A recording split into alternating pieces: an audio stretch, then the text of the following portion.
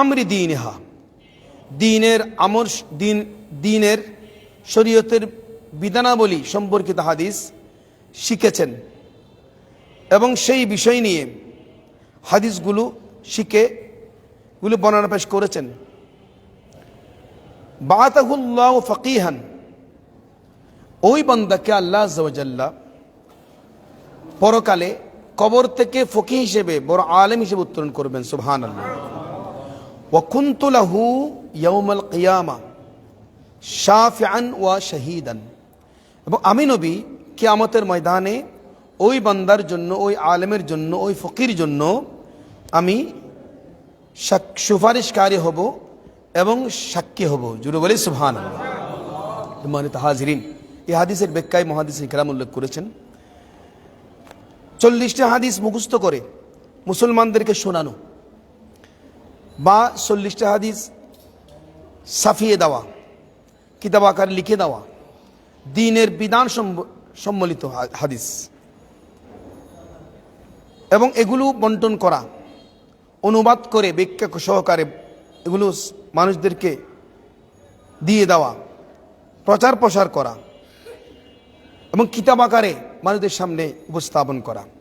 যে ব্যক্তি যে কোনোভাবে দ্বীনি বিধান সম্পৃক্ত 40টা হাদিস শরীফ আমার উম্মতের নিকট পৌঁছে দেবে, কিয়ামতের দিন ওই বান্দার শান এত বেড়ে যাবে, হাসরের দিনে ওই বান্দা আলেমদের সাথে অন্তর্ভুক্ত হবেন এবং তার জন্য রাসূল করিম সাল্লাল্লাহু তাআলা আলাইহি সাল্লাম শাফাত করবেন। তার ঈমান ও তাকওয়ার পক্ষে বিশেষ সাক্ষ্য দান করবেন। জুড়ে বলি সুবহানাল্লাহ। অন্যান্য মানুষ, সাধারণ মানুষ যারা আছে, ওনাদের জন্য শাফাত কুবরা রাসূল করিম সাল্লাল্লাহু আলাইহি ওয়াসাল্লাম করবেন। কারণ রাসূল করিম সাল্লাল্লাহু তাআলা আলাইহি ওয়াসাল্লাম ইরশাদ করেছেন, শাফাআতি লিআহলিল কাবায়ের আলা উম্মতি, আমি নবীর উম্মতের মধ্যে যারা বড় ধরনের গুনাহগার, ওদের জন্য আমি নবীর সুপারিশ। জুড়ে বলি সুবহানাল্লাহ। এখানে স্পেশাল যিনারা এই 40টা হাদিস, দ্বীনের বিধান সম্বলিত 40টা হাদিস মুখস্থ করবেন এবং যাদের সম্মুখে উপস্থাপন করবেন, লিখনের মাধ্যমে, বক্তব্যের মাধ্যমে, বই আকারে ছাপিয়ে দেবেন, ওনাদেরকে স্পেশালি নিয়ামত দান করবেন। জুড়ে বলি সুবহানাল্লাহ। সেই জন্যে আমরা দেখতে পাই অসংখ্য মুহাদ্দিসিন ইকরাম ওনারা আপন আপন কিতাবের মধ্যে লিখেছেন। ইমাম নববী আলাইহির রাহমা, শেখ আব্দুল্লাহ মুহাদ্দিস দেহলভী আলাইহির রাহমা, ওনারা আরবাইনিয়াত লিখেছেন। 40টা হাদিস সম্বলিত কিতাব লিখে ওনারা প্রচার করেছেন। জুড়ে বলি সুবহানাল্লাহ। সম্মানিত হাজিরিন, আল্লাহ আযজা ওয়া জাল্লা আমাদেরকে এই বিষয়গুলো অনুধাবন করার তৌফিক দান করুক, আমিন। এবং আমরা যেভাবে পারি আমরা এই বিষয়ের পেছনে আমাদেরকে সম্পৃক্ত করার তৌফিক দান করুক, আমিন। সম্মানিত হাজিরিন, এ পর্যায়ে জিকিরের ফজিলত নিয়ে আলোচনা করছি, একটু ভালো করে খেয়াল করুন। একজন আল্লাহর ওলি হযরতে সদরুদ্দিন আরিফ রহমতুল্লাহ আলাই, একজন আল্লাহর ওলি, তিনি উল্লেখ করেছেন, বর্ণনা পেশ করেছেন, আল্লাহ তাআলা যার কল্যাণ চান, মহান আল্লাহ রাব্বুল আলামিন যে বান্দার কল্যাণ চান তাকে সে জিকির করার তৌফিক দান করেন। জুড়ে বলি সুবহানাল্লাহ। কেননা আল্লাহ আযজা ওয়া জাল্লার নৈকট্য প্রাপ্তির অন্যতম মাধ্যম হলো আল্লাহ রাব্বুল আলামিন জিকির। জুড়ে বলি সুবহানাল্লাহ। জিকির আমরা যে করছি সেটা আমাদের কোনো বাহাদুরি নয়, এটা আমাদের কোনো শক্তি নয়, এটা আল্লাহ রাব্বুল আলামিন দয়ার নিয়ামত। জুড়ে বলি সুবহানাল্লাহ। আল্লাহ রাব্বুল আলামিন যদি দয়া না করেন, মেহেরবানি না করেন, আমরা আল্লাহ আযজা ওয়া জাল্লা জিকির করতে পারবো না। সেজন্যে প্রতিটা মুহূর্তে, প্রতিটা সেকেন্ডে আল্লাহ রাব্বুল আলামিনের শুকরিয়া আদায় করবেন। যে জিকির করতে পারছেন, আজকে দেখেন মুমূর্ষু অবস্থায় যিনি মেডিকেলে মৃত্যুর সাথে পাঞ্জা লড়ছে, হয়তো সে এইভাবে ক্লিয়ারলি জিকির করতে পারছে না। যেই বিভিন্ন মুশকিলাতের মধ্যে আছে, সে অনেকে দেখা যায় 5 ওয়াক্ত নামাজও পড়তে পারছে না, অনেক বিভিন্ন টেনশন আছে, ভালো করে নামাজ আদায় করতে পারছে না, অনেকেই মামলা হামলার মধ্যে আছে, মসজিদে এসে 5 ওয়াক্ত নামাজ বা জামাত পড়তে পারছে না। এই যে আল্লাহ আযজা ওয়া জাল্লা আমাদের বড় মেহেরবানি করেছেন, দয়া করেছেন, এটার শুকরিয়া আদায় করবেন। এবং আমাদের মাশায়েখ হযরত আমাদেরকে সেই জিকিরগুলো কন্টিনিউ 1200 বার জিকির করার সুযোগ করে দিয়েছেন। জুড়ে বলি সুবহানাল্লাহ। ফজর নামাজের পরে 600 বার, এশার নামাজের পরে 600 বার, এই জিকিরগুলো আমরা কন্টিনিউ আদায় করলে আমরা অবশ্যই কুরবতে ইলাহি অর্জন করব। আব্দুল্লাহ ইবনে আমর থেকে বর্ণিত হাদিস, তিনি বলেন কল কল রাসূলুল্লাহ সাল্লাল্লাহু তাআলা আলাইহি ওয়াসাল্লাম, রাসূল করিম সাল্লাল্লাহু তাআলা আলাইহি ওয়াসাল্লাম ইরশাদ করেছেন, মান সাল্লা আলাইয়া, তো মান সাল্লা আলান নবী সাল্লাল্লাহু আলাইহি ওয়াসাল্লাম, যে ব্যক্তি একবার দরুদ শরীফ পড়েছেন রাসূল করিম সাল্লাল্লাহু তাআলা আলাইহি ওয়াসাল্লামের উপর, একবার দরুদ শরীফ পড়েছেন, সাল্লাল্লাহু আলাইহি ওয়া মালাইকাতুহু 70 সালাতান, ওই বান্দার উপর আল্লাহ রাব্বুল আলামিন এবং সকল ফেরেশতারা 70 বার রহমত নাজিল করেন। জোরে বলি সুবহানাল্লাহ।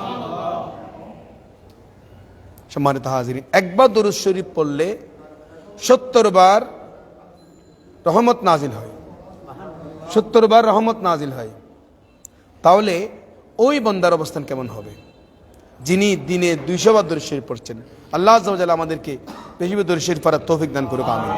সম্মানিত হাজিরিন, পরে আমি আপনাদের সম্মুখে আমাদের তায়াম্মুম কেন করব, কোন কোন কারণ হলে আমরা তায়াম্মুম করব, কি কি সমস্যা পড়লে তায়াম্মুম করব। 1 নম্বর, পানি ব্যবহারে যদি রোগ বৃদ্ধি বা আরোগ্য লাভে বিলম্ব হওয়ার আশঙ্কা থাকলে ওই ব্যক্তি তায়াম্মুম করবেন। 2, 1 বর্গ মাইলের মধ্যে যদি পানি পাওয়া না যায় তখন তায়াম্মুম করা যাবে। 3, পানি আনতে হিংস্র জীব বা শত্রু ভয় থাকলে উনি করবেন, তায়াম্মুম করবেন।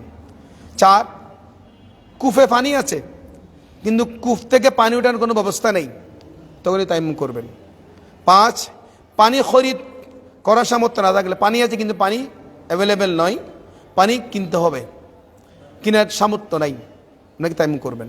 6 নম্বর, ঠান্ডা পানি ব্যবহারে অসুখ বাড়লে, বয়স্ক লোক এখন প্রচণ্ড যে শীত পড়ছে, ঠান্ডা পড়ছে, এই অবস্থায় যদি অসুস্থ ব্যক্তি, বয়স্ক ব্যক্তি উনি যদি ঠান্ডা পানি ইউজ করেন তাহলে ওনার রোগ বেড়ে যাবে, গরম পানিও পাওয়া যাচ্ছে না, তখন উনি তায়াম্মুম করবেন। 7, ঈদ উল ফিতর, ঈদ উল আজহার জামাত শুরু হয়ে গেছে, উনি যদি উজু করতে যান ঈদ উল ফিতর, ঈদ উল আজহার জামাত চলে যাবে, অথবা নামাজে জানাজা শুরু হয়েছে, উজু করতে গেলে নামাজে জানাজা চলে যাবে, এগুলো দ্বিতীয়বার কোনো হয় না, তখন উনি করবেন তায়াম্মুম করে নামাজে শরীক করবেন। তার মানে এই 8টি কারণে আমাদের উপর তায়াম্মুম করাটা আবশ্যক। এবার আসেন তায়াম্মুমের 3টা ফরজ, ভালো করে খেয়াল করুন। 1 নম্বর, নিয়ত করা। 2 নম্বর, সমস্ত মুখমণ্ডল মসহ করা। 3 নম্বর, কনুইশ উভয় হাত মসহ করা। এই 3টা হচ্ছে তায়াম্মুমের ফরজ। তার হচ্ছে তায়াম্মুমের সুন্নত হচ্ছে 5টি। 1 নম্বর, বিসমিল্লাহির রহমানির রহিম বলে তায়াম্মুম শুরু করা। তারপর 2 নম্বর, মাটি বা মাটি জাতীয় জিনিসের উপর হাত মারা। 3, হাত জেরে নেওয়া। 4, প্রথমে মুখমণ্ডল মসহ করা, তারপর ডান হাত, তারপর বাম হাত তরতিব অনুযায়ী মসহ করা, অতঃপর অবিশ্রান্তভাবে হাত মসহ করা। এবার আসুন আমরা তায়াম্মুমের নিয়তটা একটু ভালো করে খেয়াল করি। সবাই বলি, নাওয়াইতু আন আতায়াম্মামা লিরাফইল হাদাথি ওয়াস্তিবাহাতাল লিসসালাতি ওয়া তাকাররুবান ইলাল্লাহি তাআলা।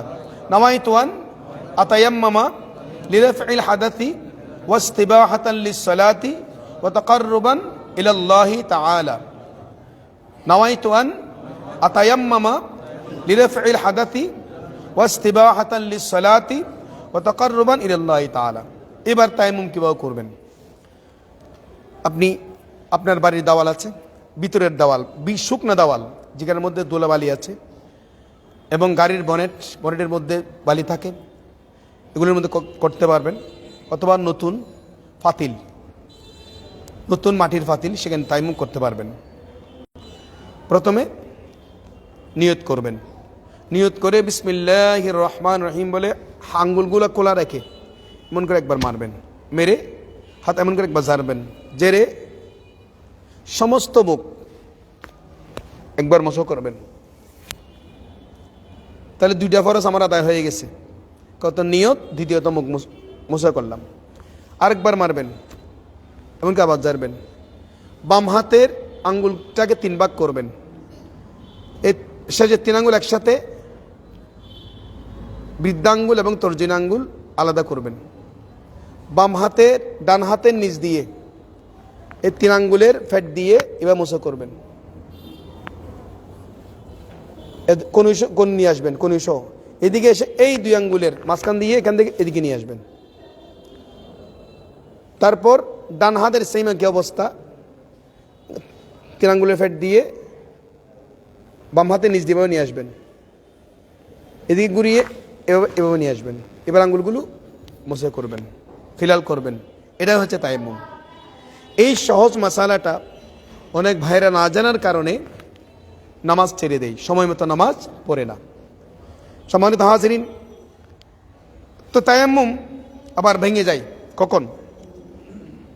এরূপ কোনো জায়গায় পৌঁছলে যার 1 মাইলের ভিতর পানি রয়েছে, তাহলে তায়াম্মুম ভেঙে যাবে। পানি পর্যন্ত পৌঁছার প্রয়োজন নেই। অবশ্য ঘুমন্ত অবস্থা পানি এলাকা অতিক্রম করলে তায়াম্মুম ভঙ্গ হবে না। 2, রোগীর গোসলের পরিবর্তে তায়াম্মুম করেছিল কিন্তু এখন সুস্থ হয়ে গেছে, গোসল করলে কোনো ক্ষতি হবে না, তাহলে তায়াম্মুম ভেঙে যাবে। এতটুকু পানি পাওয়া গেলে যা দ্বারা উজুর অঙ্গসমূহ কেবল একবার ধোয়া যায়, তাহলে তায়াম্মুম ভঙ্গ হয়ে যাবে। সম্মানিত হাজিরিন, তাহলে তায়াম্মুম ভেঙে যায় যদি আমি পানি ইউজ করার সামর্থ্য থাকে। আল্লাহ আমাদের বোঝার তৌফিক দান করুক, আমিন। এবার এই বিষয়ে কারো কোনো প্রশ্ন থাকলে আপনি করতে পারেন।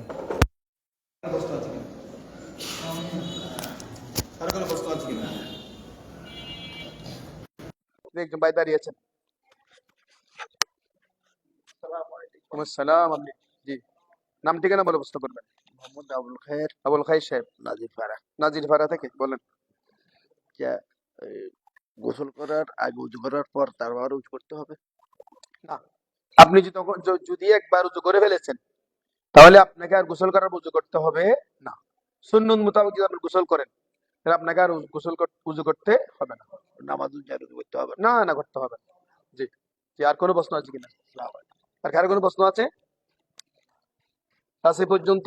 আল্লাহুম্মা আমিন। আলহামদুলিল্লাহি রাব্বিল আলামিন ওয়া আকিবাতুল মুত্তাকিন ওয়া সালাতু ওয়াসসালামু আলান নবিল কারীম ওয়া আলা আলিহি ওয়া আসহাবিহি আজমাইন। ইয়া আল্লাহ, আজকে আমরা যা আলোচনা করলাম আমল করার তৌফিক দান করুন। আমাদের প্রত্যেকের ফরিয়াদ মোনাজাত কবুল করুন, সুস্থ হায়াত নসিব করুন। দাওয়াত খায়র মজলিসের মাধ্যমে ঈমান আকীদা আমলকে পরিশুদ্ধ করার তৌফিক দান করুন। সাল্লাল্লাহু তাআলা আলা খায়রি খালকি মুহাম্মদ ওয়া আলা আলিহি ওয়া আসহাবিহি আজমাইন ওয়া রাহমনা বিরহমাতিকা ইয়া আরহামার রাহিমিন। আসসালামু আলাইকুম।